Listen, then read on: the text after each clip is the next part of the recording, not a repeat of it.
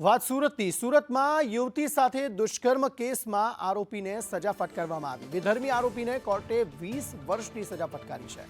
આરોપી અસદ અલ્તાફે અનેક વખત દુષ્કર્મ આચર્યું હતું। આરોપીને 1 લાખ રૂપિયાનો કોર્ટે દંડ પણ ફટકાર્યો છે। બે આરોપીને શંકાનો લાભ આપી નિર્દોષ છોડાયા છે। આરોપી મોબાઈલમાં ફોટા પાડી બ્લેકમેલ કરતો રુદ્ર પટેલ, પ્રવીણ ચૌધરી પણ પકડાયા હતા। આઝમ સાલે વધુ માહિતી આપી રહ્યા છે। આઝમ, જણાવશો શું વધુ વિગતો? વેસુ વિસ્તારમાં રહેતી તેમજ ધોરણ 12 માં અભ્યાસ કરતી સગીરાની મુલાકાત સ્કૂલમાં જ અભ્યાસ કરતા અને ગોરધો રોડ ઉપર ડિવાઇન સ્કૂલની પાસે લવલી પાર્કમાં રહેતા અસદ અલ્તાફ વીરાની તેમજ આર્યન મહેતા સાથે થઈ હતી।